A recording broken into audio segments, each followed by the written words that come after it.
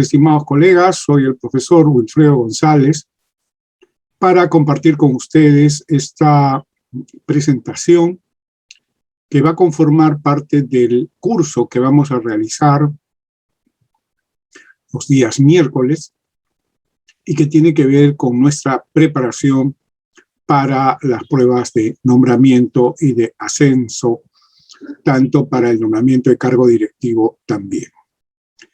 Permítame, voy a compartir pantalla para presentarles la presentación que hemos preparado para esta ocasión. Bien, estimados colegas. Entonces, me confirman por favor que está en la pantalla nuestra presentación. ¿Bien? Bien. Vamos a hablar un poco de las estrategias de preparación para pruebas de lectura, para nombramiento y ascenso docente, ¿no? Como ustedes saben, ya está convocada la evaluación que nos va a llevar a nombramiento y ascenso, ¿no? Entonces, también tiene que ver con los cargos directivos. Y una de las condiciones, uno de los requerimientos del perfil que se está buscando en los docentes es que tengan un nivel de comprensión lectora aceptable.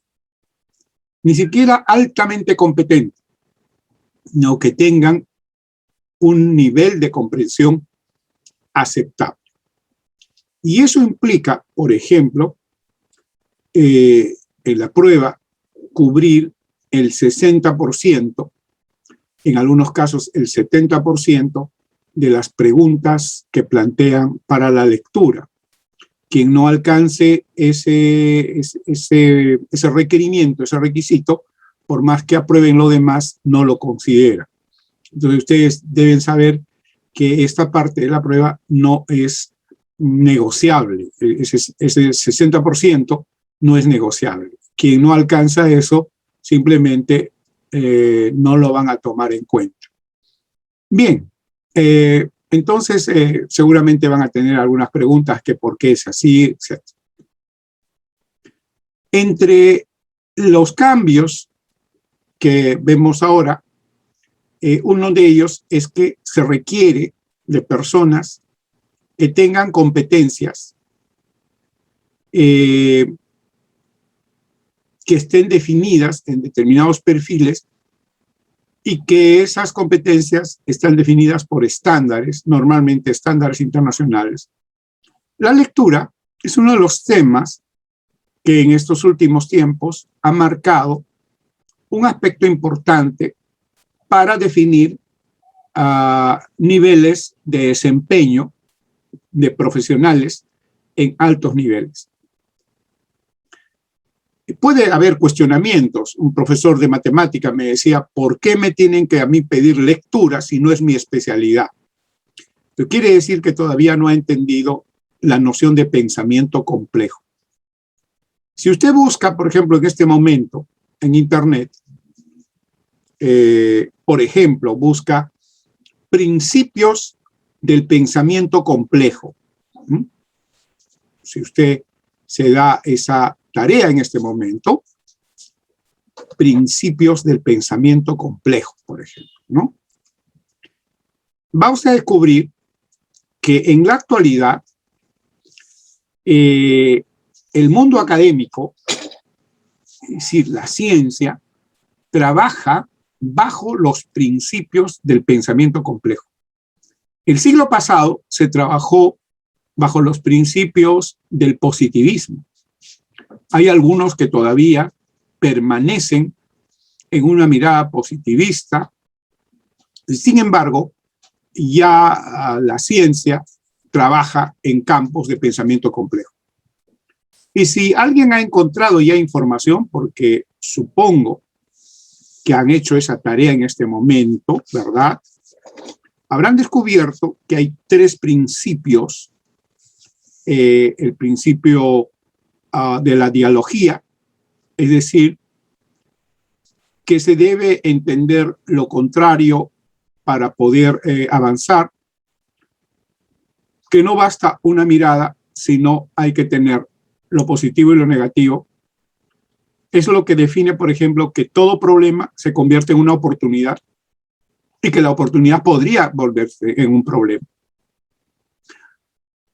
Es tiempo de globalización, es tiempo de competencia. Ahora, el concepto de competencia, como ustedes saben, nace a finales del siglo pasado en Europa a raíz de exigencias de empresarios y a raíz de exigencias del Estado para contratar personas que tengan un perfil, ¿no? Esta es una idea que en el Perú no la entendemos todavía, ¿no? En el Perú hacemos siempre, sean derechas, sean izquierdas, hacemos lo mismo, ¿no? En el Perú todavía pareciera que funcionamos como en la época feudal, de acuerdo a las características y amistades y reciprocidad.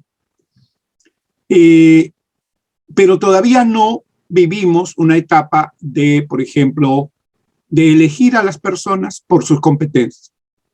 Entonces, cuando surgió en Europa ese requerimiento, cuando se unificó Europa, las empresas exigían profesionales que tengan ciertos perfiles y a eso le llamaron competencia. Entonces, las universidades se reunieron y cambiaron el currículo y construyeron los llamados currículos basados en competencia. Por eso se llama currículo basado en competencia. Y una de las competencias que se exige a un profesional es la comprensión. Es la comprensión. Si usted, por ejemplo, revisa los 7 saberes para la educación del futuro, una de ellas es la comprensión.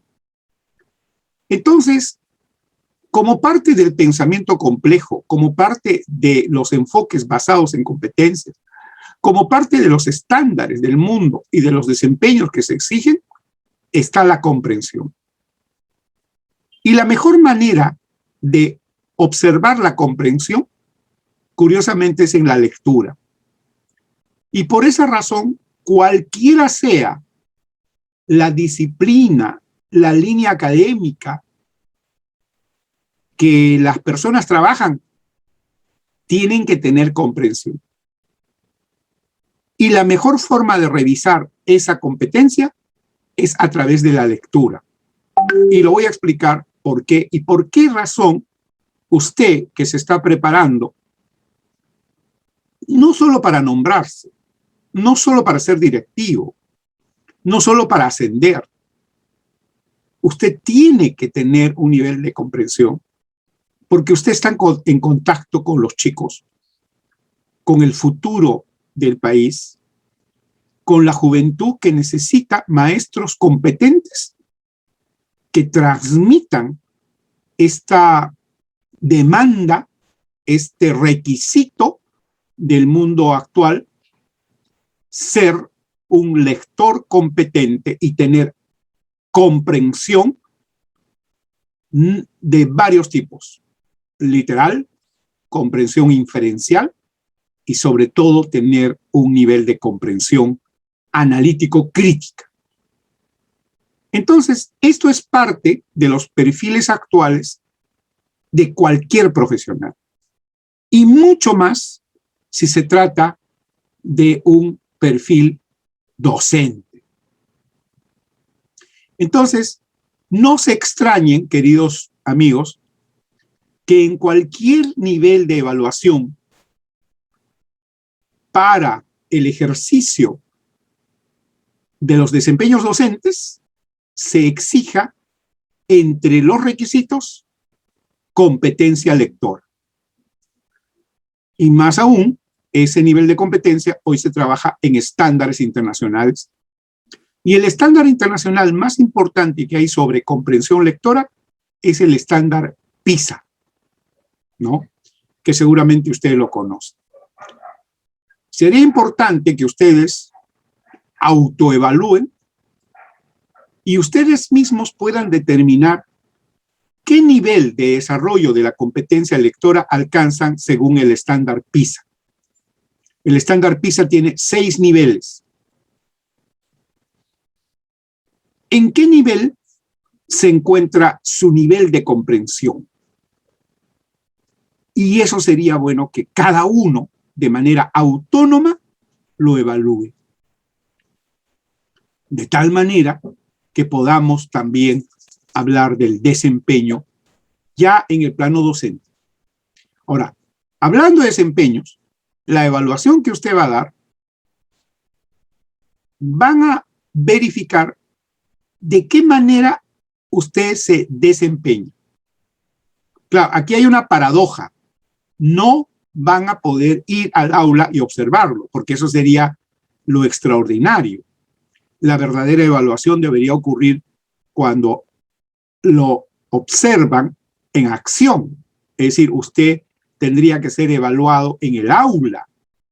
Se ha intentado, pero como no se puede tener observadores para todos los docentes y hay problemas técnicos que no permiten hacerlo, entonces existe una manera indirecta de evaluar desempeño docente a través de casos, a través de estudio de casos. Eso que ustedes llaman casuística. Entonces, le presentan un caso y le presentan opciones de desempeño. Entonces, le presentan un caso y le dicen, ¿cuál de los siguientes desempeños? No le dicen de repente desempeños. ¿Cuál de las siguientes opciones sería la más adecuada o conveniente frente a esta situación? Y le ponen 4 elementos. Los profesores que han dado la prueba dicen, es muy ambigua. Es posible que sea ambigua. Pero entonces, están evaluando lo que usted haría en ese caso. En otras palabras, están mirando su desempeño indirectamente. Y como todos estos casos son textos, el docente que tenga deficiencias de comprensión lectora al leer un caso, es probable que falle al contestar las preguntas de casos. Porque se trata de desempeño, no se trata de conocimiento, como lo voy a explicar un poquito más adelante. Entonces, la prueba a la cual usted se va a enfrentar es una prueba que quiere, ojalá que lo haga bien, evaluar el nivel de competencia lectora que usted tiene en la parte de lectura. Y en la parte casuística, el nivel de competencia en términos de desempeño. Pero como todo viene escrito, si usted no lee bien, existe alta probabilidad de riesgo de cometer errores y de fallar.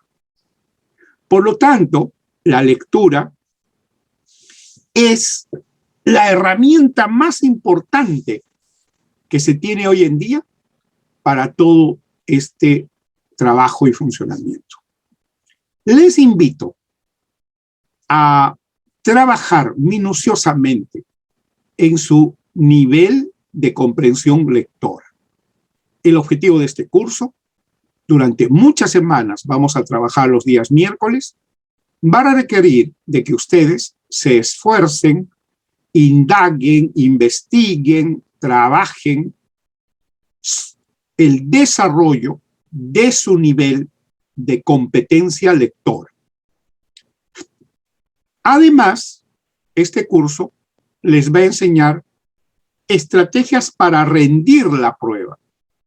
Una cosa es desarrollar la competencia lectora y otra cosa es saber dar un examen, saber dar un tipo de prueba como el que vamos. O sea, hay que ser incluso competente dando pruebas. Y este curso, hacia las semanas últimas, les va a enseñar algunas estrategias que tienen que ver con la preparación fisiológica, con la preparación psicológica, con la preparación académica y estratégica para rendir la prueba.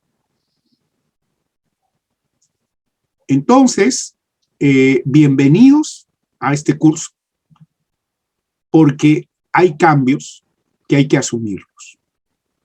Y que todo lo que estamos viendo es producto del desarrollo del pensamiento complejo. Por ejemplo, todo el aspecto dialógico, todo el aspecto de la retrospectiva, que tiene que ver con la retroalimentación y con la relectura. Como vamos a ver, el método PQRCT nos va a enseñar a ver de manera retrospectiva la lectura, no de manera lineal.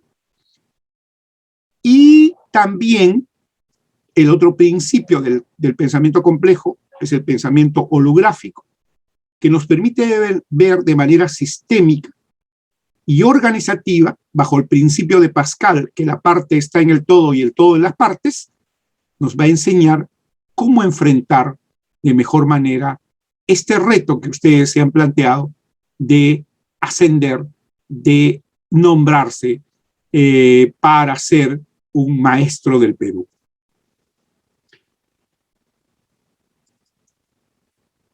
Deben saber, queridos amigos, que hoy en día el aprendizaje es entendido de una manera diferente a la que entendíamos hace 10 años, hace 20 años. Cuando se habla de aprendizaje hoy en día, se habla de proceso de aprendizaje. Se habla de un nivel de aprendizaje. Hoy en día, las herramientas para aprender no son las mismas herramientas que se usaron hace 10 años, 20 años atrás, o como en mi caso, cuando era muchacho, en la secundaria, en la primaria, hace 50 años, las herramientas que yo utilicé para aprender no son las mismas herramientas de hoy. Los ritmos de aprendizaje no son iguales, ni los estilos. Hoy en día, un profesor tiene que estar al día en las herramientas tecnológicas para el aprendizaje, tiene que estar al día en los ritmos de aprendizaje, en los estilos de aprendizaje, porque eso también se evalúa hoy en día. Entonces, hay cambios en la manera de entender el aprendizaje. Este curso intenta aplicar algunos de esos elementos para poder trabajar con ustedes. La neurociencia cognitiva, vamos a tener una sesión y algunas lecturas de neurociencia para que ustedes hagan comprensión de lectura, por ejemplo, del trabajo de la memoria operativa y su importancia en la comprensión lectora. Hoy vamos a revisar un pequeñito texto escrito por un neurocientífico y que nos habla de la memoria operativa y que es uno de los factores neurocientíficos de los procesos de aprendizaje. Y que según los estudios es en la memoria operativa donde ocurre el proceso de comprensión. Y lo que nos dicen es, quien no sabe neurociencia cognitiva, es muy difícil que hoy pueda enseñar para que alguien aprenda. Y la metáfora que utiliza es algo parecida a la siguiente. Es como si alguien quisiera fabricar guantes sin conocer la mano. No conoce la mano, pero quiere fabricar guantes para las manos. Eso mismo ocurre con un docente que no conoce los principios neurocientíficos del aprendizaje. Actualmente es vital que un docente conozca los principios neurocientíficos del aprendizaje para enseñar. Así que también tenemos un reto de lectura al respecto. Como tenemos varias semanas, en la tercera semana voy a aprovechar de hablarles de todo el proceso neurocientífico y de cómo debemos prepararnos para ese examen.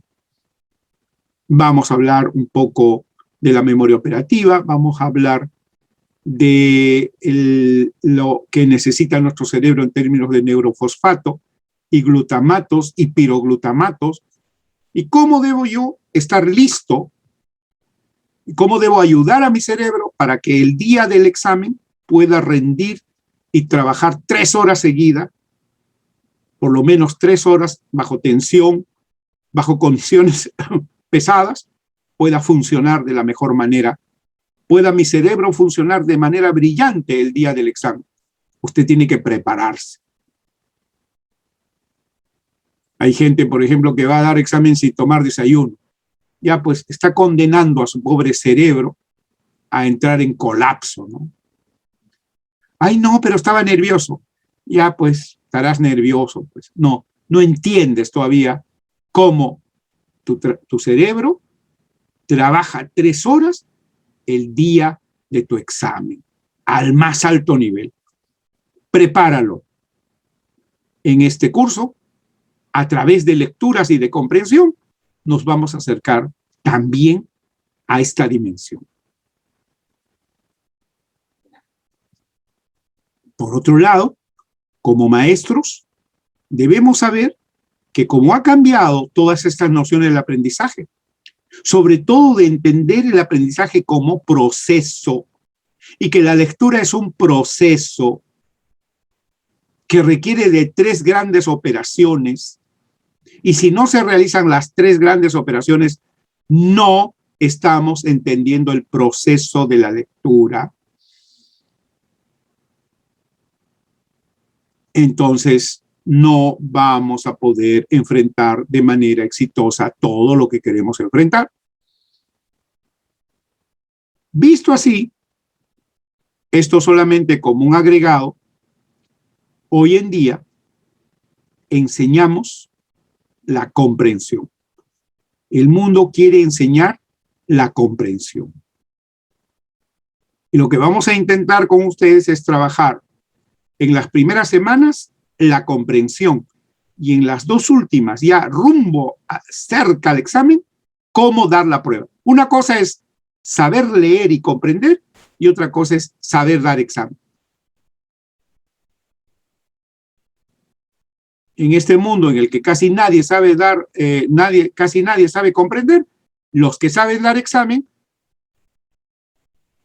suelen tener buenos resultados. Ok, entonces vamos a trabajar enseñanza para la comprensión. Y eso significa que las evaluaciones hoy en día son evaluaciones formativas del y para el aprendizaje. Entonces, posiblemente también en la casuística a usted le puedan hacer una pregunta. Un docente está preparando una prueba del aprendizaje y tiene que hacer, y en la otra pregunta dice, un docente está preparando una prueba para el aprendizaje. ¿Qué diferencia hay entre la evaluación del aprendizaje y para el aprendizaje en el sistema educativo peruano? Usted tiene que saberlo, ¿no? Tiene que estar preparado para eso. Ha leído la página 6, 7, 8, 9 de la resolución viceministerial, por ejemplo, 094, donde está detalladamente descrita esta diferencia. Se lo pueden preguntar en forma casuística o en forma directa en su evaluación de nombramiento o de ascenso. Un profesor que no sabe la diferencia entre la evaluación formativa del aprendizaje y la evaluación formativa para el aprendizaje, no debería ser nombrado, no sé. ¿No deberían ascenderlo? No lo sé. Pero se supone que un maestro debería saberlo. Y ahí les dejo varias pistas. Lea la 094, páginas 6, 7, 8, 9, para que tenga clarísima esa diferencia. porque se lo pueden preguntar. Y si usted está apuntando a cargo directivo, no habría perdón que no lo conozca. No hay manera. Entonces, tenemos bastante trabajo, bastante preparación, porque queremos lo mejor para ustedes. No se trata de hacer unos cuantos ejercicios y así la respuesta es A, B, C. No.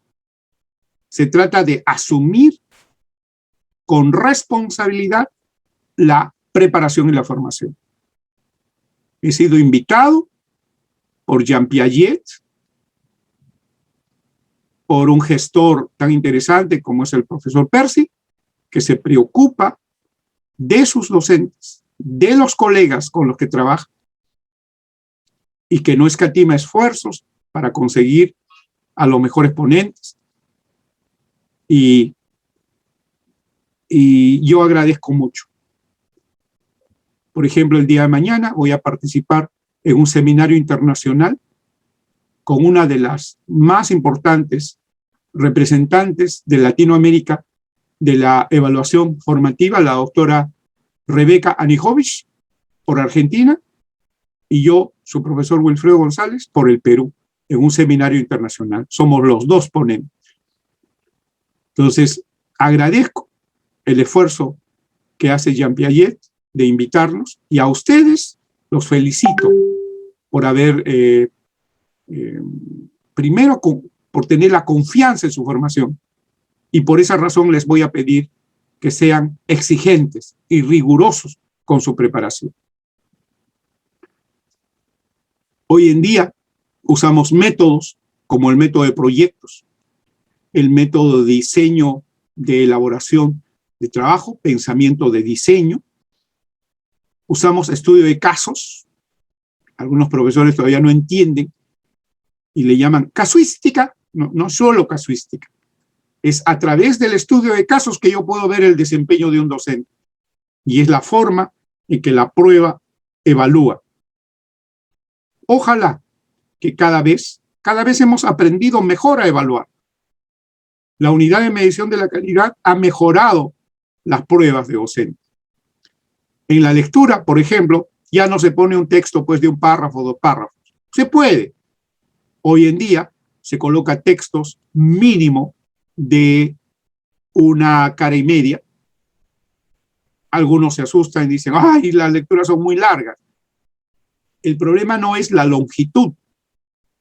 El problema es cómo es que un docente puede procesar información a alta velocidad bajo presión ese día. Hay que prepararse para eso. A través de estudio de casos, a través del aprendizaje vivencial, vamos a intentar que ustedes puedan hacer algo. Tengo 145 docentes en este momento conectados, más todos los colegas que están observándonos por internet, vía el Facebook, me parece. Entonces, tenemos mucho, queridos amigos, colegas, que aprender para estar preparados en el más alto nivel. No se trata solo de prepararnos para alcanzar un puntito. No, nos tenemos que preparar para ser los mejores, por el bien de nuestro país y por el bien de nuestros niños. En algún momento voy a usar el método 5E, aunque hemos acordado que van a ser expositivas a través de trabajos y a través de talleres que vamos a trabajar juntos. Así que me van a tratar de seguir en los momentos en el que vamos a trabajar como taller. El logro y el objetivo de este curso es enseñar la comprensión. ¿Cómo lograr la comprensión? De las muchas preguntas, ¿cómo lograr un perfil para la propuesta del currículo? O de repente, sin currículo, ¿cuál es el perfil del docente que el Perú necesita para su desarrollo? ¿Qué maestro necesitamos? Esa es la idea. Y siempre les digo a mis amigos, colegas, maestros, que para enfrentar cualquier reto en educación, como lo enseñó hace más de 60 años, 70 años, Benjamin Bloom, él descubrió los 3 primeros pasos. Hay que conocer. Él decía, conocer, comprender y aplicar. Los que conocen la taxonomía de Bloom seguramente lo están recordando. Y para conocer, o esperas que alguien te enseñe, o tú investigas, indagas, analizas, explicas. No esperes que otro haga el trabajo para ti. Tienes que comenzar a asumir el enfoque de indagación científica. ¿Tú quieres prepararte? Jean Piaget te va a ayudar, profesor Wilfredo te va a ayudar, pero tú tienes que asumir el enfoque de indagación científica.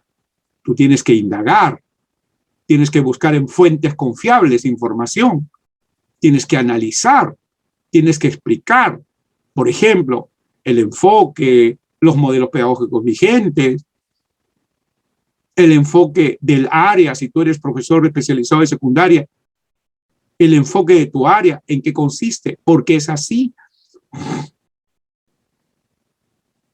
Si eres profesor de primaria, te pueden preguntar el enfoque del currículo. Indaga, investiga, pregunta. Y no te quedes contento con lo que te dan. Evalúa, verifica, comprueba, cuestiona, desarrolla pensamiento crítico. Aplica tu pensamiento crítico. No hay manera de comprender si no analizas para entender. Entonces, yo siempre le digo, profesores, ¿usted se está preparando? Perfecto. Indague, investigue, trabaje la indagación científica. Chequee lo que le están dando, verifique si sirve o no sirve, tenga pensamiento crítico. Ese es el perfil que se necesita. No de ahora, de siempre. Si usted mira el trabajo de Bloom, el trabajo de Anderson y Krasvold, o el trabajo de los recientes, por ejemplo, en el 2005, el trabajo para la comprensión de Wiggins y Mattei, o la mirada, pues, de Habermas en la filosofía interpretativa para comprender, en fin, la comprensión, el pensamiento crítico es decisivo. No solo hay que encontrar información, hay que comprenderla. Y este es el punto decisivo. ¿Por qué? Porque cuando uno comprende, diseña, plantea a través de el desarrollo de la comprensión lectora nosotros, a través de comprender el enfoque de las competencias, y vamos a diseñar una estrategia para enfrentar las pruebas de evaluación. Es decir, vamos a aplicar nuestro pensamiento de diseño, design thinking. Así que esta es la propuesta, estimados colegas, que como responsable del curso que Jean Piaget me ha encargado para ustedes, voy a llevar a lo largo de estas semanas esta idea: desarrollar vuestra competencia lectora en comprensión lectora, comprender el enfoque y el modelo por competencias que se está desarrollando actualmente para entender la prueba que me van a tomar y diseñar una estrategia para enfrentar la prueba de evaluación. Este es nuestro plan de trabajo. Esta es la síntesis de lo que yo diría un sílabo de este curso. ¿Ok? La evaluación es permanente porque va a ser una autoevaluación. Usted tiene que autoevaluarse permanentemente. Yo aplicaré algunas pruebas, les enviaré algunos simulacros, pero fundamentalmente es usted el que tiene que lograr un principio de autoevaluación. Si alguna vez usted ya ha dado la prueba y por alguna razón se quedó, no se pudo, creo que hay que comenzar a hacerle caso a Albert Einstein. Si busca resultados distintos, no haga siempre lo mismo. Si tu técnica de lectura no funciona, busca otra. Si ya tienes una técnica y es altamente rentable, muy bien, compara con las que vamos a trabajar, incorpóralas y lo que sirva, lo llevas. Esa es la idea. Si buscas resultados distintos, no hagas siempre lo mismo. Albert Einstein. Una de las primeras cuestiones teóricas que me interesa y que a nivel de comprensión lectora les preguntaría, ¿qué entiende usted por estrategia? ¿Qué entiende por método? ¿O qué entiende por técnica? Si pudiera poner en orden estos elementos, ¿cuál sería el orden sistemático en el que deberían aparecer? ¿Quién va primero? ¿Quién engloba a quién? ¿No? Entonces, de repente en el chat puedo tener una pequeña respuesta. Una respuesta, ¿cómo va? Primero va el método, Olinda me dice, primero va el método, luego va la estrategia y luego la técnica. Profesor Gómez dice métodos. Le digo, organice los tres y me pone solo uno. A ver, otra vez. Yo tengo la culpa porque no estoy logrando comprensión. Si pudiera poner en orden jerárquico los tres, ¿cuál sería el orden jerárquico? Ya, si quieren, descendente, de mayor complejidad al menor complejidad, como si fuese un mapa conceptual. A ver, ¿qué dice mi equipo? Primero va estrategia, luego va método, luego va técnica, dice Merly García. Victoria dice, no, primero va el método. Johnny dice, no señor, primero va la técnica, luego va la estrategia y terminamos con el método, ¿ya? Bueno, qué bien. Algunos sí ponen tilde y otros no, porque me están poniendo método, estrategia, entonces ya. No importa, no se preocupen, chicos. Ya. Y entonces es muy importante porque como yo voy a hablar de estrategia, de método, de técnica, yo les voy a plantear un poco lo que significa cada elemento, porque si no, no me voy a poner de acuerdo con ustedes. Muy bien. Solo era un rastreo, no se preocupen. Ya Héctor piensa que el método va primero, que ya. Muy bien, chicos. Otra pregunta. Subrayar, ¿es método, técnica o estrategia de lectura? Muy bien. Unánime. Subrayar es una técnica. Y esa técnica subrayada, ¿la pueden usar diversos métodos? ¿O es única para nadie más lo puede usar?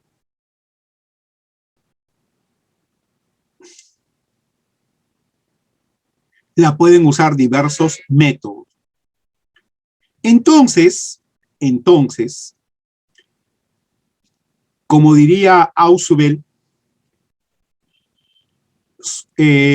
supraordina e isordina. ¿Quién es el subordinado y quién es el supraordinante? ¿El método o la técnica?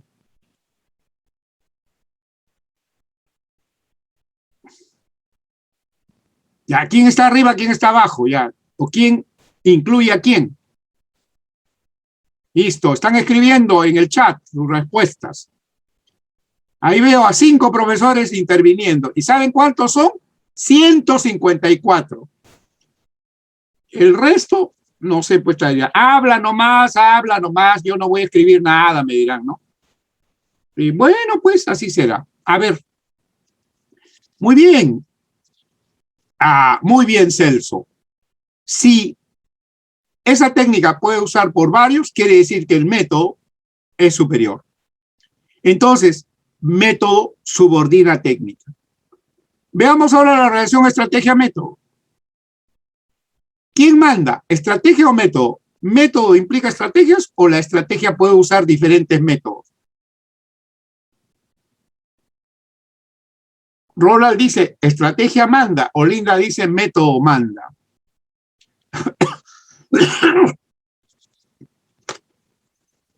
Recuerden que el método es el camino, así, incluso etimológicamente, método viene de la palabra camino. Y estrategia proviene de plan. ¿Qué es primero? ¿El método utiliza planes o el plan utiliza caminos? Julio, piensa, Julio, vuélvelo a pensar. El método literalmente es camino y la estrategia es un plan. El plan utiliza camino, dice Jaime. Bien, muy bien. Entonces, organizativamente, la idea es así. Qué lindo, ya están participando. Ya tenemos una forma de comunicarnos. A pesar de ser 157, están entrando en acción. Les agradezco mucho. Miren, una estrategia es un plan de acción. Desde su origen, desde la palabra, desde los griegos. Ser un estratega, el que planifica, el que piensa. Un método es un camino, son los pasos a seguir. Entonces, claro, hay gente que comienza a caminar sin un plan, se va a perder.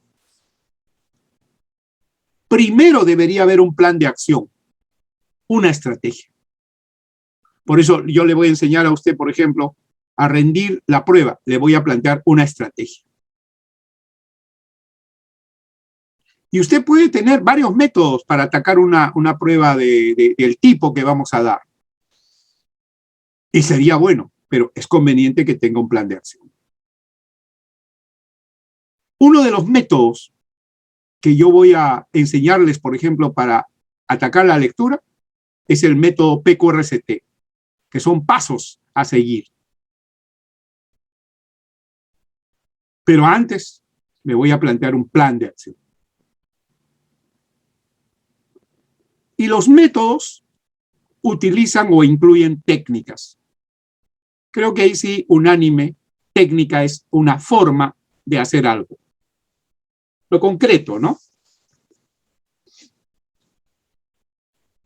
En un libro, por ejemplo, decía, estrategias de lectura, el subrayado. Ah, este está perdido. O sea, si al subrayado le llama estrategia, ya estamos fregados. O sea, en el nivel en que nos encontramos, tenemos que ser bien ordenados en los conceptos que manejamos. Muy ordenados, muy precisos. Y si tenemos conceptos mezclados, tenemos que comenzar a clarificarlos conceptualmente incluso. Necesitamos tener, queridos amigos, una precisión conceptual, que es parte de la competencia lectora, ¿no? Un lector competente es muy preciso con cada uno de los elementos que trabaja. Si en una lectura encuentra la palabra estrategia, debe saber qué significa. Ahora, si la confunde con método, ya estamos fregados. Si encuentra la palabra método, tiene que saber que son un camino a seguir, son los pasos. No lo puede confundir con estrategia. Menos hay a los que están postulando a directores. Sería terrible, ¿no? Que postulando a cargos de gestión no tengan claridad conceptual entre estrategia y método, por ejemplo. Y eso implica lectura. Tienen que leer. Y vamos a conocer varias técnicas. ¿no? Por ejemplo, se usa mucho el subrayado, aunque para lo que necesitamos, quizá el subrayado no sirva mucho. Vamos a usar otras técnicas. Muy bien. Desarrollar competencia en comprensión lectora. Eso es lo que queremos trabajar, ¿ya? Entonces, el desarrollo de la competencia lectora es muy importante. ¿Por qué? Porque quien tiene nivel de comprensión tiene pensamiento causal, por ejemplo. Desarrolla el pensamiento causal. Una de las preguntas típicas que se hace en la lectura, se busca textos y se le pregunta cuál es la consecuencia o cuál es la causa. Se trabaja mucho el pensamiento causal.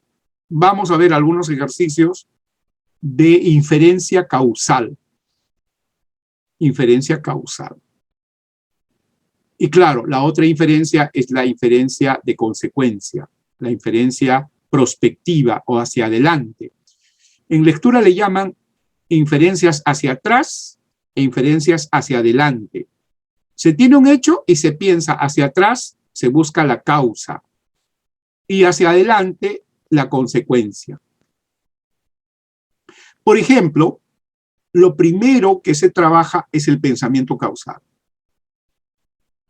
Los niños, cuando comienzan a desarrollar su pensamiento, tienen una pregunta vital. ¿Por qué? Y los niños preguntan el porqué de las cosas normalmente a partir de los 4 o 5 años, quizá antes. ¿Por qué? Al comienzo se preguntan el nombre de las cosas. ¿qué cosa es esto? ¿Qué cosa es esto? Porque van acumulando en primer lugar vocabulario. Y la primera operación que se realiza en comprensión es el por qué, el pensamiento causal.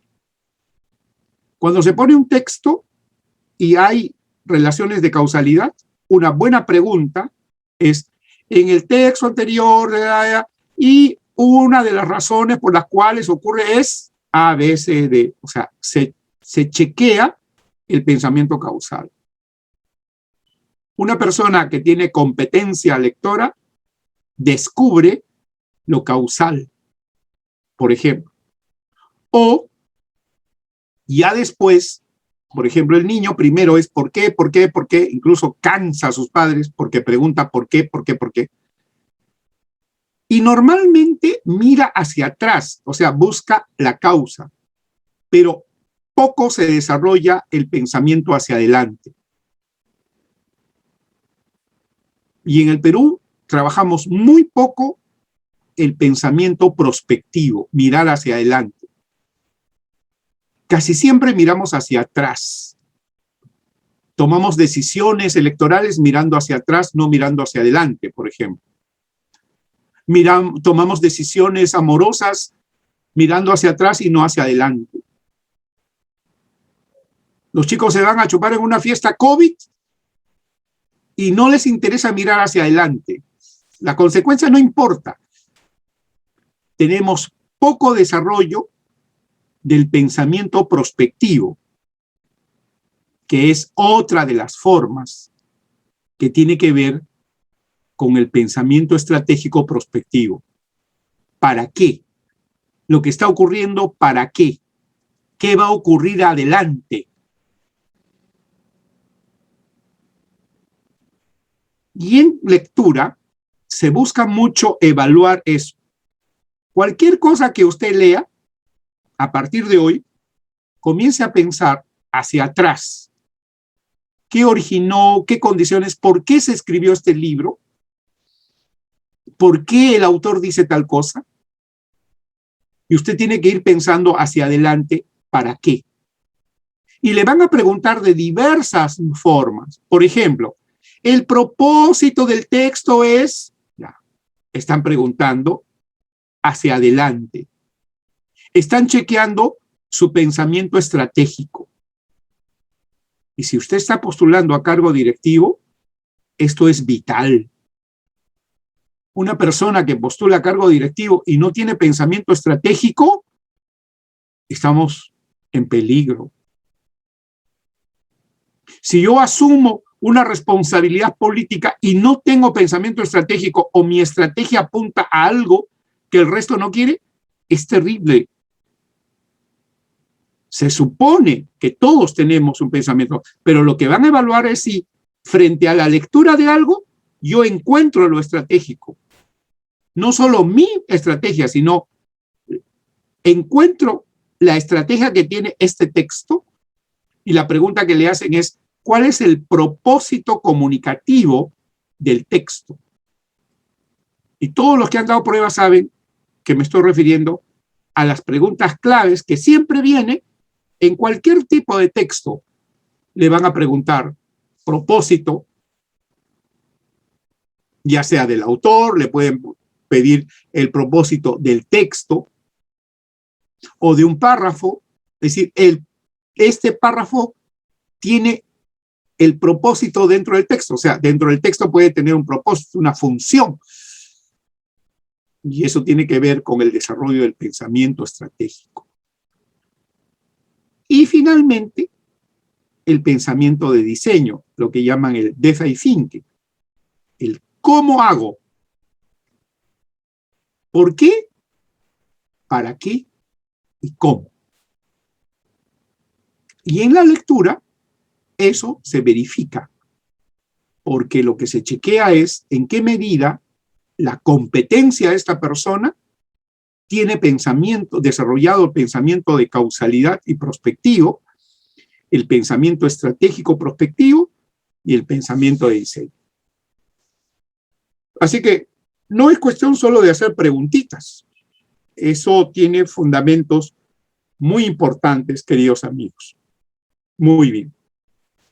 Antes de pasar a la segunda parte, en este momento son las 9, vamos a tomar una pausa activa de 5 minutos. Por razones médicas debemos levantarnos. No es bueno estar sentado muchas horas. Así que durante 5 minutos van a pararse de sus asientos, van a caminar, van a dar una vueltita. Los que tengan escaleras suben y bajen la escalera, muevan la cabeza, respiren, tomen una agüita, tomen un cafecito, por favor. Pero antes de ello, vamos a aceptar unas cuantas preguntas, unas inquietudes, porque seguramente todo lo que he mencionado nos ha llevado a alguna pregunta, a alguna inquietud, a alguna reflexión. Leonardo dice, ¿puede mostrar a través de un ejemplo estrategia, método y técnica y un ejemplo en que estén los tres? Bueno, la lectura es el mejor ejemplo porque vamos a hablar de una estrategia sintáctica, por ejemplo. Vamos a hablar de una estrategia sintáctica semántica para enfrentar la lectura. Vamos a usar un método, que es el método PQRST, y vamos a usar una técnica que puede ser el subrayado o el uso del esquema MIA. Entonces, voy a lo largo, no se preocupe, profesor Leonardo, a lo largo de todas estas semanas, voy a usar permanentemente ejemplos y como usted está preguntando, con muchísimo gusto, voy a hacer mención de que esta es la estrategia, miren en este caso, este es el método que está incluido y qué técnica se está usando, ¿sí? Voy a tomar en cuenta su inquietud, profesor Leonardo. Muchas gracias. A ver, ¿quién más? Los que no les gusta escribir, de repente, no sé si podrán mis amigos de Jean Piaget dar la oportunidad que alguien pida la palabra mediante la mano. Ustedes saben que acá abajo hay una posibilidad de marcar y decir, pido la palabra, marca con su manito, y el anfitrión le activa la voz por un momento para que pueda participar. Si es que es posible, si no, solamente por el chat. ¿Ok? Muy bien. Muy bien, nadie más. Gracias, profesor Leonardo. Qué lindo. Tengo 161 colegas, uno pregunta. Qué maravilloso. Son extraordinarios. A ver, claro, siempre una lectura se va a encontrar, es verdad, muy bien.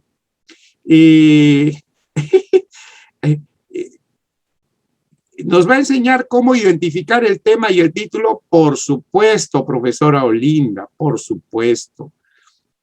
Por supuesto. Ya. Ok. Bueno. Entonces, ya, muy bien, gracias. ¿Cómo identificar una idea principal, por favor? Ya, muy bien. Vamos a aprender a usar el método sintáctico, ¿no es cierto? Vamos a usar una estrategia comunicativa en el método sintáctico, y en el método sintáctico vamos a usar la técnica del MEIA para encontrar la idea principal. Profesor Julio Elisban, hoy usted, y me voy a acordar de su nombre y apellido porque le voy a preguntar en los textos cuál es la idea principal. Ok. Profesor Freddy, me gusta su pregunta. ¿Por qué primero no lo rastrea en Internet? Ponga Design Thinking, principios del Design Thinking, características del Design Thinking, y le va a explicar mejor que yo posiblemente. Y una vez que allí encuentre alguna duda, me dice, profesor, he leído esto, no entiendo bien esto, ayúdeme. Freddy, así que quedo contigo en ese trabajo. Bien. Profesor Avilés, efectivamente es un problema importante la inferencia. De eso estamos absolutamente convencidos, ¿no? Uno de los grandes problemas es que no hemos trabajado inferencia y hoy vamos a comenzar directamente. Muy bien, chicos. Gracias por las inquietudes, ¿ya? Claro, mediación en la lectura para el desarrollo de la metacognición. Bueno, eso es para ser profesor. Ahorita, para dar examen, eso no le van a pedir, profesor Celso. Yo le puedo explicar todo, podemos hacer ejercicios, pero lo que me está pidiendo profesor Celso Rojas, eso no viene en el examen, ni de nombramiento, ni de esto. Entonces, para eso habría que hacer un curso de desarrollo de metodología de la comprensión lectora en el aula. Y ese no es el motivo, pero le agradezco mucho su inquietud. Liliana González ha levantado la mano. No sé si Jean-Pierre puede autorizarle, le abre la voz para la pregunta de la profesora Liliana González. Ya tiene la palabra, Liliana, por favor. Buenas noches, doctor. Más que todo es una petición.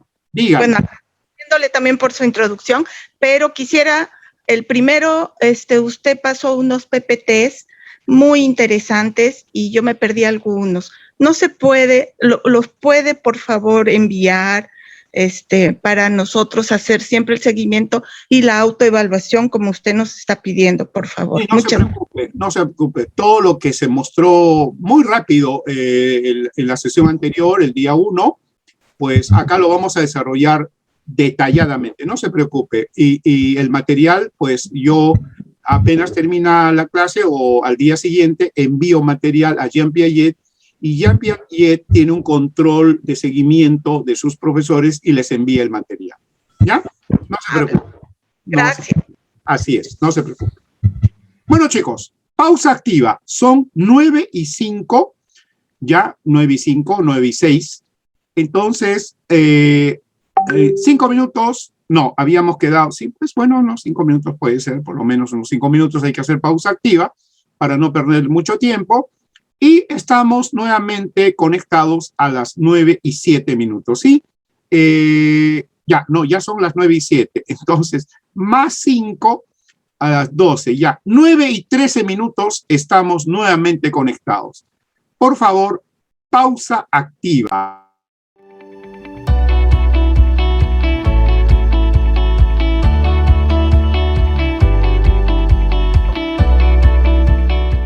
Muy bien, queridos amigos, nuevamente estamos de vuelta, así que ya.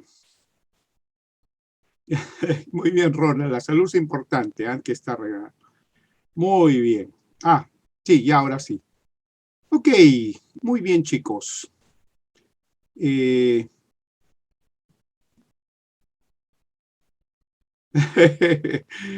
Muy bien. A mí, el médico es el que, bueno, en la universidad siempre tenemos esa sugerencia y obligatoriamente por razones de salud hay que hacer pausa activa. Y eso también con los chicos hay que hacerla permanentemente, ¿no? Muy bien. Retomamos el trabajo y ahora vamos a ver en el desarrollo de la competencia. Voy a compartir pantalla y continuar con nuestro trabajo, ¿verdad? Muy rápido, el lenguaje está ligado al conocimiento de una manera extraordinaria. Y el lenguaje es un elemento que tiene dos funciones y por eso hoy día vamos a comenzar a usar una de ellas. En realidad, vamos a comenzar a trabajar con las dos desde el punto de vista sintáctico. Hoy día vamos a entrar a conocer el método sintáctico en la comprensión lectora dentro de la estrategia cognitiva, ¿no? Vamos a hacer un plan de trabajo de desarrollo cognitivo y vamos a usar como método el camino de la sintaxis del lenguaje. Gracias al lenguaje, el ser humano representa, codifica y simboliza el mundo. O sea, cada elemento del mundo es captado, ¿no? Es captado por el cerebro, ¿no? En este sentido, el cerebro del sujeto se lanza hacia el mundo y el objeto cognoscible es captado de manera simbólica como una imagen conceptual que se almacena en nuestro cerebro. Pero cuando está en el cerebro, esa imagen requiere de ser codificada. Es como tomar una foto, pero a la foto hay que ponerle un código, un nombre. Y ese nombre lo facilita justamente el lenguaje. Cuando uno capta un elemento, por ejemplo, en nuestro lenguaje, en nuestra lengua, le llamamos, por ejemplo, árbol. Entonces, este pedazo del mundo fue captado por nosotros y sabemos. Y cuando alguien dice árbol, nosotros tenemos la imagen de ello. Saussure, en 1920, describió esto como significado y significante en el signo lingüístico. Y Aristóteles, Platón y muchos de los filósofos ya habían trabajado esta idea del ente y el accidente, del significado. Incluso los griegos le llamaban sustantivo a la palabra, porque pensaban que la simbolización, la representación, estaba ligada al objeto, ¿no? Y por eso le llamaron sustantivo. Bueno, entonces, en pocas palabras, cada elemento del mundo tiene un código, tiene un nombre. Cuanto más elementos del mundo tiene representado un ser humano, mayor es su nivel, esto es lo que vamos a llamar el léxico. Entonces, por ejemplo, reconoce, identifica dos códigos que representan situaciones diferentes. Algunos son sinónimos, profesor. Usted debe saber que incluso los sinónimos no son iguales. Y si dos palabras son iguales, entonces una de ellas desaparece por economía del lenguaje porque no tiene sentido tener dos vocablos, dos códigos para una misma representación. Si en el lenguaje existen dos códigos, es porque existen dos representaciones distintas. Por ejemplo, los docentes utilizamos la codificación reconoce y utilizamos el código identifica. Ejercicio de comprensión. ¿Cuál es la diferencia de comprensión entre el texto que diga identifica y un texto que diga reconoce? ¿En qué se diferencia la representación? Porque una vez pregunté, ¿en qué se diferencia reconoce de identifica? Y un colega me dijo, en que se escriben diferente. Ya, eso también me podría contestar un niño, pero no estamos preguntando sobre eso, estamos preguntando sobre la representación, la simbolización. Cuando digo identifica, ¿qué cosa se simboliza? ¿Qué cosa implica? Y cuando digo reconoce, ¿qué implica? ¿Y en qué se diferencia? A ver, vamos a obsequiar un material especial a las 3 primeras respuestas que se animen a participar en esta primera encuesta. El chat está abierto, así que por chat se escribe la propuesta. O si alguien tiene, no le gusta escribir y puede pedir la palabra, voy a pedir a mis amigos de Jean Piaget que me ayuden y le den la palabra a alguien que quiera pedirla. Ok. ¿Cuál es la diferencia de significado entre reconoce, identifica? Si quieren como verbo, reconocer, identificar. ¿En qué se diferencia? No me digan que se escribe diferente. Estoy preguntando sobre la representación. Muy bien. Enma Luz ha pedido la palabra. Por favor, si le pueden dar la palabra a la profesora Enma Luz. Identifica, recién conoce, y reconoce, ya vuelve a conocer lo conocido. Rodrigo, reconoce es aquel que ya conoce, identifica es algo que aún no conoce. Muy bien. A ver, Enma Luz nos da la luz en este momento, nos va a dar luz. Ajá. Le damos la palabra a Enma Luz, por favor.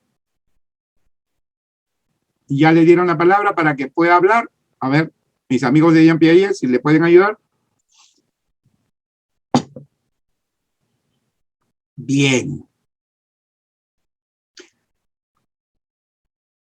Bien, colegas, a Johnny Vázquez en el chat ya nos dio una respuesta. Rodrigo también, y me parece Johnny Vázquez también tienen una respuesta muy interesante. Están utilizando la capacidad de descomposición léxica en la palabra reconoce, porque el lenguaje genera palabras por composición léxica y están utilizando la descomposición léxica de manera inteligente. Me parece muy bien. Enma Luz no te dan la palabra, perdóname, es que como coordinamos y como son muchos, de repente, ¿lo puedes escribir, por favor? Perdona, Enma Luz, ya. Victoria dice, el que identifica distingue algo del conjunto, reconoce es diferenciar uno del otro, ya.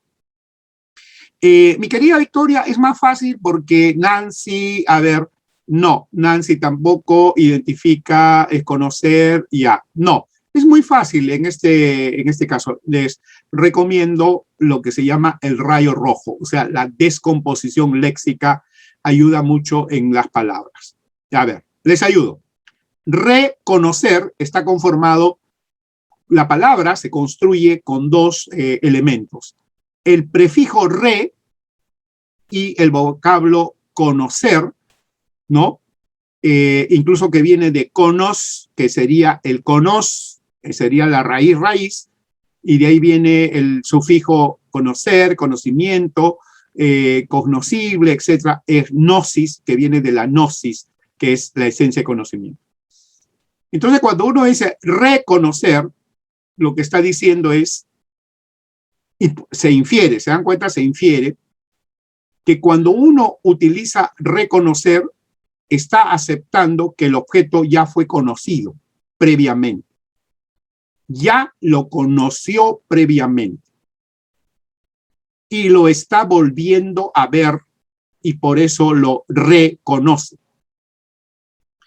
Y pertenece a la familia de las palabras como repartir, como reproducir, reagrupar, porque en el español el prefijo re significa de nuevo, nuevamente.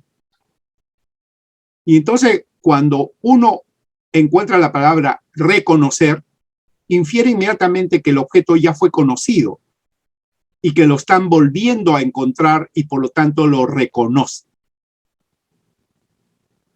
Pero si el objeto no hubiese sido conocido previamente, la persona no lo puede reconocer porque no lo conoce.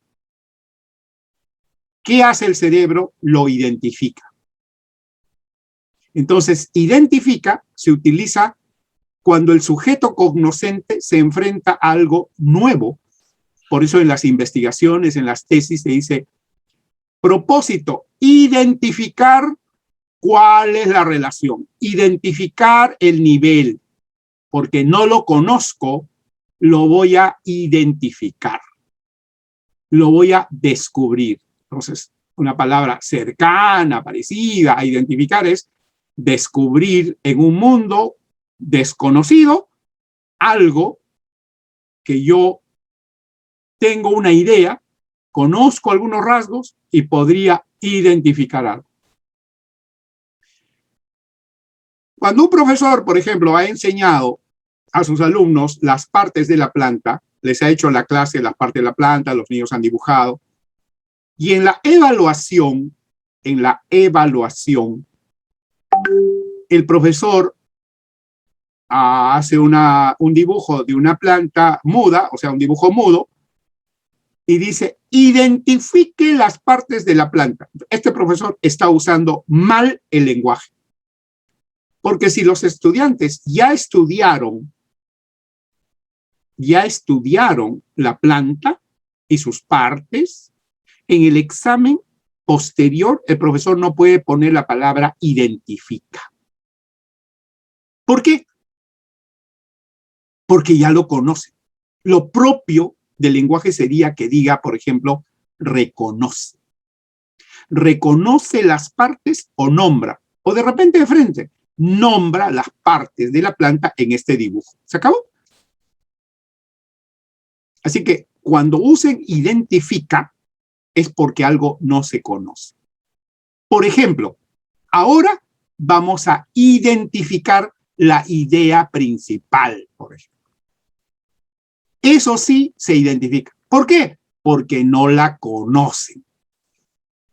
El texto les presenta unas ideas y le dice, identifique la idea principal. Así que vamos a comenzar este curso identificando, a propósito de estas dos palabras. Entonces, el lenguaje tiene esa función. Y el que tiene el léxico pobre, les aseguro que tiene comprensión pobre. Así que, anímense, comience a incrementar su léxico, sobre todo el léxico especializado. Usted no puede tener confusiones entre identifica y reconoce si es profesor. Usted no puede confundir competencia con capacidad. Usted no puede confundir competencia con capacidad con destreza, habilidad y desempeño, por ejemplo. Usted tiene que tener representaciones precisas de cada código que se utiliza en el lenguaje especializado. Eso es parte de la comprensión. Por otro lado, el lenguaje organiza en estructuras. Y una estructura puede cambiar el sentido, el significado de un texto.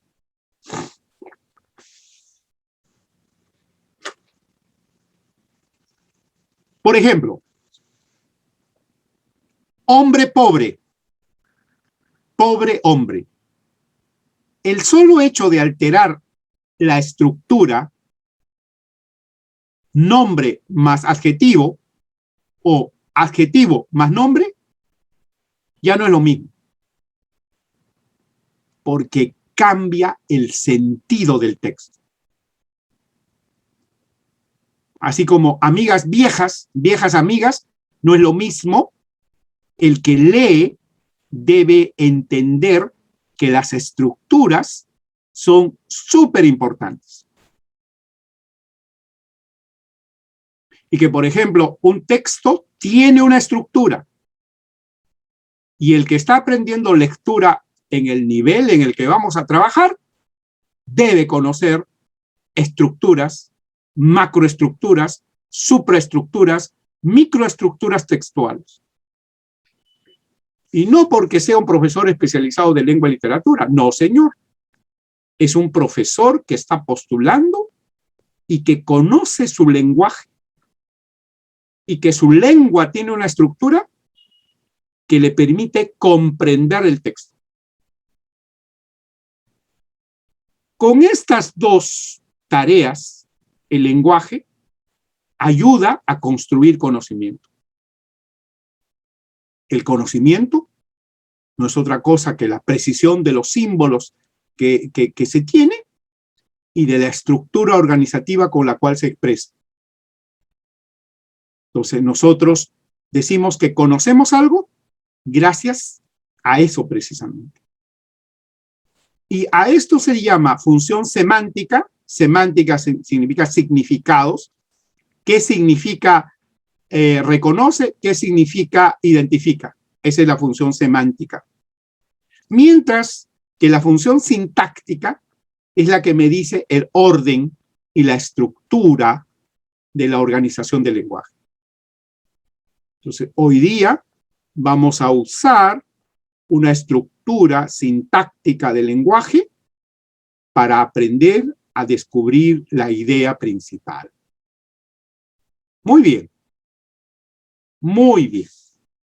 Entonces, todos ustedes han recibido una hoja de trabajo que he enviado a Jean Piaget, la hoja de trabajo 1, y la vamos a tener presente para algunos ejercicios. Ténganla presente, por favor, para algunos ejercicios. Cuando la necesite, la voy a mencionar. Hoy día, en esta segunda parte, en la parte que nos queda, vamos a acercarnos a la lectura inferencial. ¿Qué son y cómo se realizan las inferencias, profesor? Por ejemplo, el texto dice, cierra la puerta. ¿Qué se puede inferir de ese texto? A ver, hacemos un primer acercamiento. Por el chat. Inmediatamente están contestando mis profesores. Ah, perfecto, perfecto. Alguna vez me dijo una profesora, ¿que hace frío? Ya, ¿no? Por ejemplo, profesora Linda dice, ¿va a salir? Sí, es posible. Es posible. Muy bien. Que quieren salir, que hace frío o que entra aire. No hay posibilidades. Qué lindo, mi profesor Julio. ¿Qué pueden inferir? Nada, porque no hay opciones, me dice. Tiene que aprender a inferir sin opciones, profesor. Por favor, ya. Olvidaron cerrarla, dice. Qué lindo, mi profesora Vanessa. Ya. Entonces, atención. Atención. Y de frente les voy a decir, hay dos tipos de inferencias. Básicamente, ¿ya? Hay dos tipos de inferencias. Las inferencias posibles y las inferencias categóricas. Las que de todas maneras va a ocurrir. Y las otras, las que son probablemente. Por ejemplo, cierra la puerta. ¿Qué puede inferir? Que hay ruido en la calle. Así es. Y es correcto. Pero esa es una inferencia probable. Pero ¿cuál sería la inferencia categórica? Indubitable. Cierra la puerta. ¿Qué se puede inferir? Que la puerta está abierta. Lógico. Todo lo demás es inferencia, sí, pero es inferencia probable. Mientras que cierra la puerta y la puerta está abierta, es una inferencia, algunos llaman absoluta, analítica, y ese tipo de inferencias es el que hay que aprender a hacer. A usted le ponen, por ejemplo, una pregunta y le dicen, ¿del texto se puede inferir? Y tiene 4 opciones. Y usted lee y las 4 se pueden inferir. Pero una de ellas, de repente, es una inferencia absoluta y las otras son inferencias probables. ¿Cuál marca en el examen? La absoluta. Y eso también hay que aprender. En boca cerrada no entran moscas. ¿Qué se puede inferir de manera absoluta? Así es, querido profesor, los demás son distractores. Y los que hacen las pruebas de lectura hacen muy buenos distractores, le aviso. Y la gente a veces no se da cuenta y marca. Ok. ¿Qué se puede inferir que en boca cerrada no entran moscas? ¿Ah? Hay muchas. Pero un niño, un día en una clase me dijo, lo que yo puedo inferir categóricamente es que alguien abrió la boca.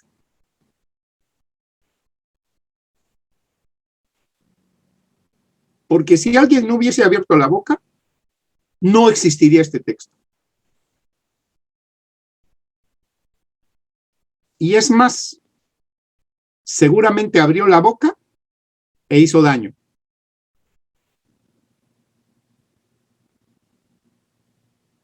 Y por eso dice, en boca cerrada no entran moscas. El que no habla, preferible, no tiene problemas. Pero el que habla a veces comete indiscreciones. En fin, solo como ejemplos. Vamos a trabajar los tipos de inferencia, la inferencia de la lectura, y vamos a acercarnos al esquema y guión de lectura MIA. Ok, vamos a explorar. En la hoja de trabajo, todos tienen su hoja de trabajo, subraye la idea principal en los 3 primeros textos.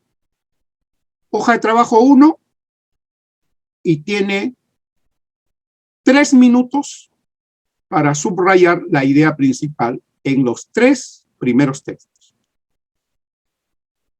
Cada uno se hace en 1 minuto. Vamos a darle 2 minutos a cada uno. 2, 4 minutos, 5 minutos. A ver, comience a trabajar y tiene 5 minutos para subrayar la idea principal en los 3 primeros textos. Si tiene alguna duda, me avisa.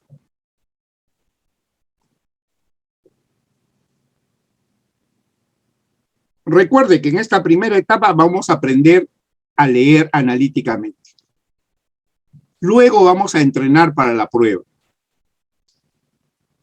Porque de repente alguno está pensando, pero esto no viene en el examen. No estoy enseñando todavía el examen. Estoy enseñando a acercarnos a la inferencia en la lectura. Vamos a aprender eso, ¿ya? Así que para los que de repente están pensando y a veces quieren solo prácticas tipo examen, entonces yo quiero decirles que primero vamos a aprender a leer y luego vamos a practicar.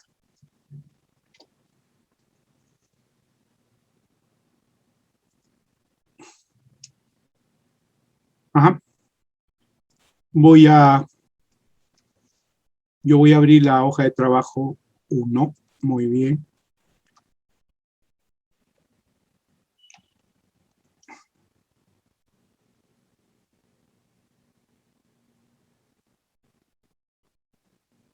Ya. A ver, colegas, un momentito. Ya. Debí haber abierto con ustedes. Bueno, ya. Un momentito. Vamos a trabajar aquí lo siguiente. Por favor, Antes de mirar el texto 1, la lectura es un proceso, y nos lleva a lo siguiente. Antes de trabajar esta estructura, les pido, por favor, conmigo, vamos a trabajar acá. Yo había, en realidad, la idea era las 3 hojas, pero acá también dice trabajo. Entonces, les pido, por favor, trabajar el texto 8, 9 y 10 de la hoja que usted ha recibido. ¿Ok? Muy bien. Por favor, les pido ese servicio. Corrija.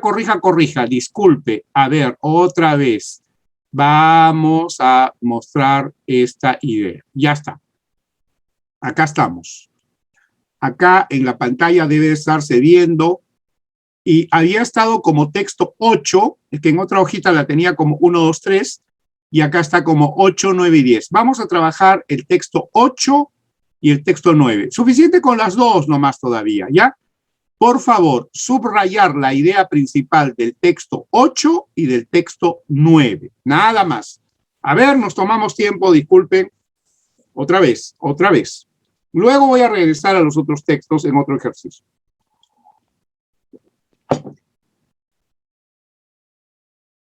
Ya, ahora sí, están trabajando el texto 8 y el texto 9. Nada más.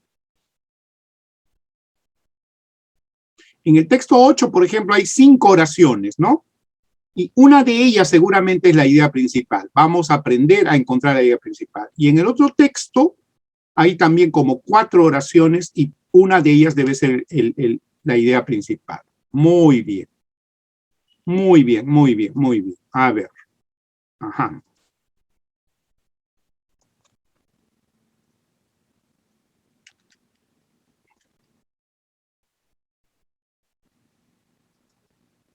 Ok. Su atención, por favor. Ya todos ustedes tienen marcado en el texto 8 y en el texto 9. Y ahora vamos a comenzar, porque luego lo vamos a volver a repetir, el próximo miércoles lo vamos a trabajar más. Hoy día comenzamos a utilizar el llamado esquema-MIA. Este es un camino, es un método. El MIA es un método para encontrar la idea principal y se trata de una estrategia sintáctica, ¿ya? Es un plan sintáctico. Utilizando la sintaxis del texto, vamos a aplicar un método que es el método MIA para encontrar la idea principal. Este método se fundamenta en las estructuras textuales propuestas por Teun Van Dijk, que es el padre de la lingüística textual, y nos dice que los textos tienen estructuras, y una de esas estructuras se llama la superestructura, que es un orden especial de las ideas que hay en los textos, y que en esos textos, en general, todos los textos, cualquiera que sea, tienen 3 elementos fundamentales. El contexto o el marco contextual, el núcleo o la idea principal y los elementos de apoyo. Entonces, nos enseña que para encontrar la idea principal, el núcleo, hay que primero más bien descubrir quiénes son los apoyos para luego darse cuenta de a quién apoyan o encontrar el marco para ver a quién presenta y así descubrir la idea principal. Entonces, la técnica que vamos a usar dentro de este método es lo siguiente. Vamos a separar las oraciones con un slash. Vamos a marcar los conectores. Vamos a buscar la idea de tipo A es decir, las ideas de tipo apoyo, las que son argumentos, las que son apoyos, y luego vamos a discriminar la idea principal. Ok.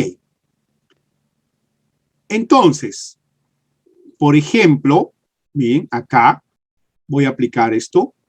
Normalmente los textos guardan un orden funcional. En algunas ocasiones, el autor altera este orden por razones comunicativas. 2. Por ejemplo, en una narración, él podría, etcétera. Punto 3. Así también, etcétera. 4. Entonces, lo que dice el buzo, el que nos está ayudando con la técnica, nos dice que separemos las ideas en los puntos y marquemos los conectores. Por ejemplo, el conector, por ejemplo, y todo lo que viene, ¿será núcleo o complemento o apoyo? Entonces uno dice, es un complemento. Quiere decir que esta oración, la oración número 3, por ejemplo, es apoyo. Así también, otro conector importante, en algunas ocasiones, así también, ¿no? Tenemos los conectores. Así también me está dando la idea del ejemplo. Por lo tanto, la última oración también es de apoyo. Y me quedaría, para discutir la principal, solo entre la 1 y la 2. Normalmente los textos guardan, el orden funcional, lo que me está dando una idea de marco. Por lo tanto, me voy dando cuenta que la idea principal nace y surge de acá. En algunas ocasiones, el autor altera este orden por razones comunicativas. Entonces, vamos a hacer el ejercicio en el texto que ustedes han trabajado, de frente, aquí.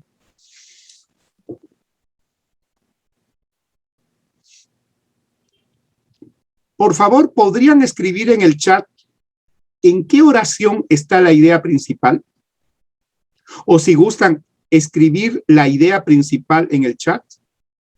Aunque solamente, pero el número, miren bien el número. Yo prefiero que escriban cuál es la idea principal del texto número 8 de la hoja de trabajo que tienen, que dice en algunas de las más notables pinturas paleolíticas se encuentran en el sur de Francia. Comienzo a mirar el chat. En la 5, en la 3, en la 4, en la 1, en la 2. Miren bien los números, lo voy a poner acá mi chat para que yo pueda seguir mirando lo que ustedes están escribiendo. En la 4, en la 1, en la 2, en la 5, en la 4. Julio Elisbán dice, pinturas paleolíticas.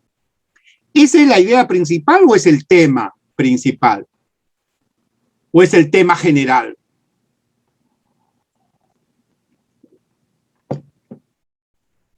Enma, algunas de las pinturas paleolíticas se encuentran en el sur de Francia. Es la 1. Ya, muy bien. En la 5.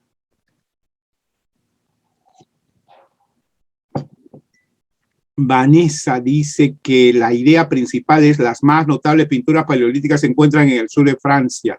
O sea, la idea número 1.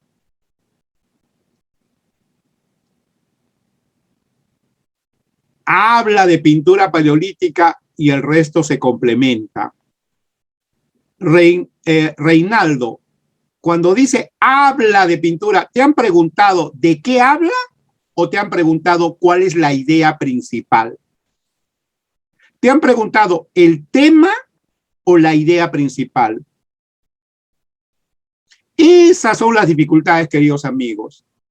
Muchos de nosotros confundimos tema principal con idea principal. Y este curso lo primero que va a hacer es zanjar eso. ¿Qué es la idea principal y cómo se ubica? Y el tema pregunta, muy bien, profesor. Estas ilustraciones se encuentran con frecuencia en cavernas. Esa es la idea principal. Se supone que está contestando a la pregunta que yo he hecho la profesora Fanny. Y profesor Charles contesta que la idea principal es la 1. Muy bien. El profesor Reinaldo Soto me dice que la idea principal es la idea principal. Esa es una de las más bonitas respuestas que he tenido. La idea principal es la idea principal. O se ha olvidado de poner de repente el número, se le ha escapado. Ya, Cajamarca dice que es la 2. María Teresa dice que es la 2. Mel le dice, ya, la profesora Avilés lo tomó. Qué lindo, Fanny, ya. Eso es lo que hay que tomar con humor. Si nos equivocamos, pues para eso estamos acá, para eso vamos a aprender. Correcto, correcto, correcto, correcto. Ya está. Sufi. A ver, chicos. Vamos a hacer lo que pide el bus, ¿ya? A ver, atiende. Realizar una lectura rápida del texto, ya lo han hecho. Separar las oraciones con un slash, ya lo han hecho. Hay 5. Los conectores, y en este caso no hay. Entonces luego dice, busca las ideas de tipo apoyo. Ya, vamos a buscar las ideas de tipo apoyo, ¿ya? Muy bien. Ok. Vamos a relacionar 1 con 2. Atención, chicos, ¿ah? 1 con 2. ¿Quién apoya a quién? ¿La 1 apoya a la 2 o la 2 apoya a la 1?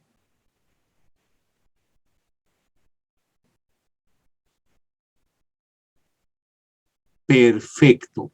La 2 apoya a la 1. Por lo tanto, ¿la 2 será principal o secundaria de tipo apoyo? La 2 es una secundaria. La número 2 no puede ser principal de ninguna manera porque en este texto está apoyando a la 1. Para comenzar, ¿ah? La 3, relacionada con la 1 y la 2, ¿qué función cumple? ¿Apoya? ¿No apoya? ¿Está separada? ¿A quién apoya la 3? ¿La 3 está separada?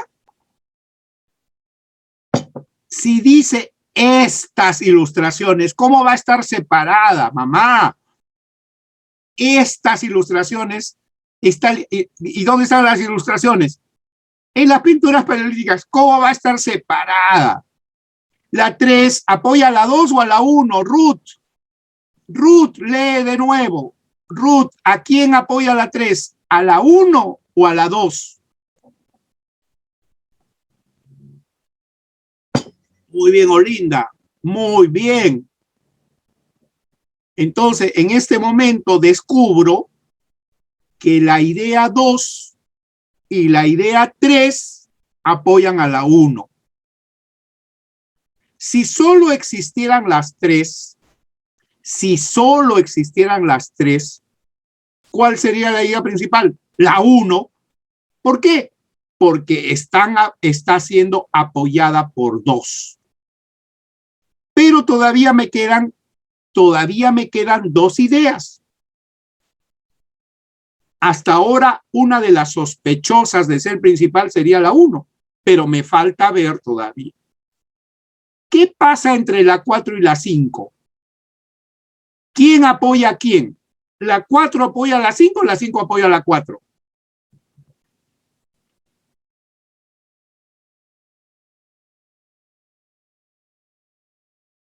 Ana Cecilia dice que la 5 apoya a la 4.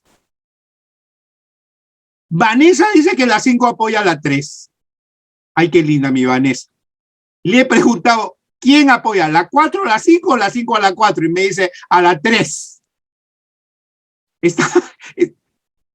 La 4 dice Avilés, la profesora Avilés dice que la 4 apoya a la 5. Ahora me entienden por qué es pensamiento causal. La profesora Karen también piensa que la 4 apoya a la 5. ¿En qué se fundamenta, profe Karen, para eso?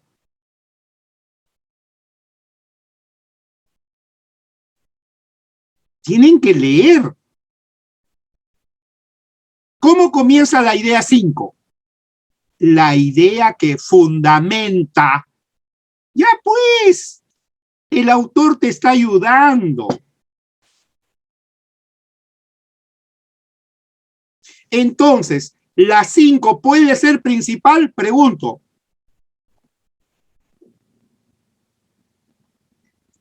La 5 no puede ser principal. ¿Por qué? Porque apoya. Y una idea que está de apoyo en un texto no es principal, es apoyo.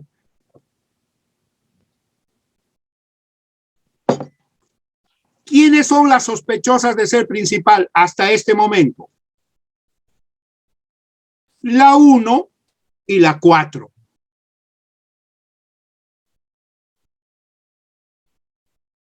¿Y cuál es la relación entre la 1 y la 4? ¿Quién manda a quién?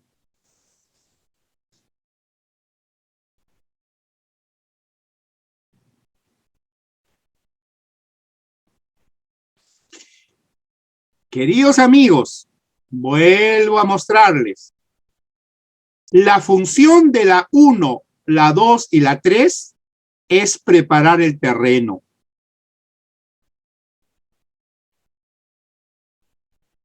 ¿Qué dice? ¿Qué dice la idea 4?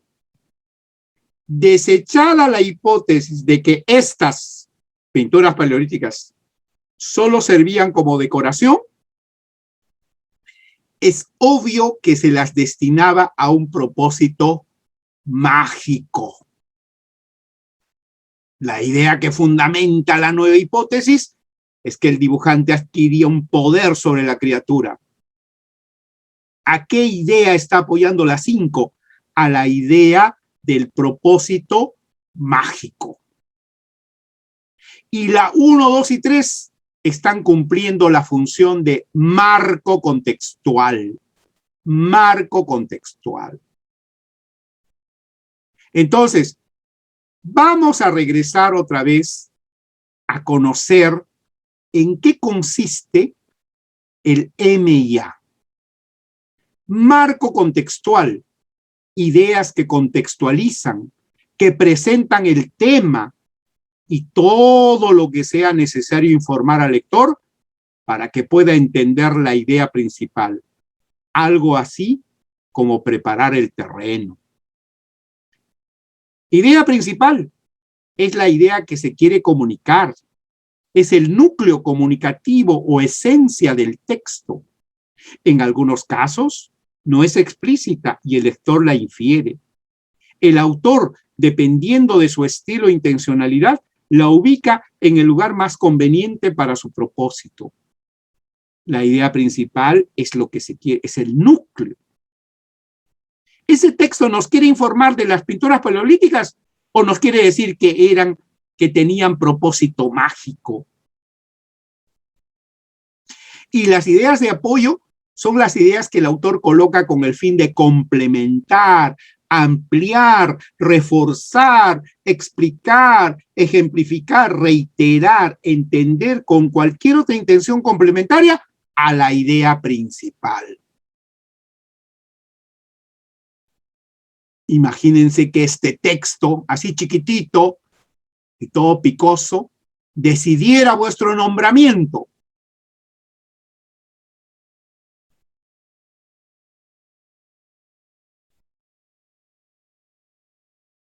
¿Cuál es la idea principal?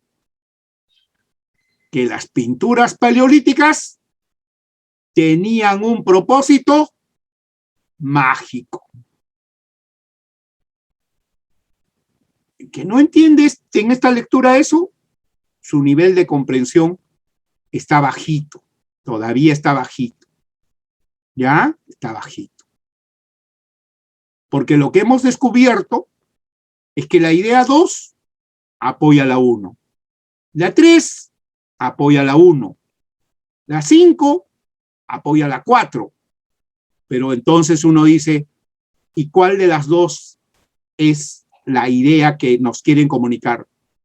¿Las pinturas paleolíticas o la función que tenía la pintura paleolítica? Y uno puede regresar a la lectura y decir, algunas de las más notables pinturas se encuentran en el sur de Francia. Entre los animales representados hay bisontes, mamut, rinocerontes. Estas ilustraciones se encuentran con frecuencia en cavernas que necesitaban iluminación artificial. Desechada la hipótesis de que estas solo servían como decoración, es obvio que se las destinaba a un propósito mágico. La idea que fundamenta la nueva hipótesis es la siguiente: el dibujante adquiría un poder sobre la criatura dibujada, como si el artista tuviera una parte de ella ante sí en el muro. ¿Cuál es la idea principal? Las pinturas paleolíticas tenían un propósito mágico. ¿Ok? Bien. MIA es un método sintáctico que vamos a comenzar a trabajar. Les pido que avancen con el texto 9 y el texto 10 de la hoja de trabajo 1. Ya, acá yo he puesto hoja de trabajo 3, en realidad es la que dice los niños, y en la otra es la electricidad. Tarea para el miércoles. El miércoles continuamos trabajando el método sintáctico. Y cuando su cerebro comience a mirar cualquier texto con MIA, entonces vamos a avanzar mucho más rápidamente. Primer método que enseño, el método MIA, que es una estrategia sintáctica para encontrar la idea principal. Luego les voy a enseñar otra, semántica, que es otra manera de encontrar. Y cuando combinen ambas, ya no van a tener problemas. Pues, espero. ¿Listo?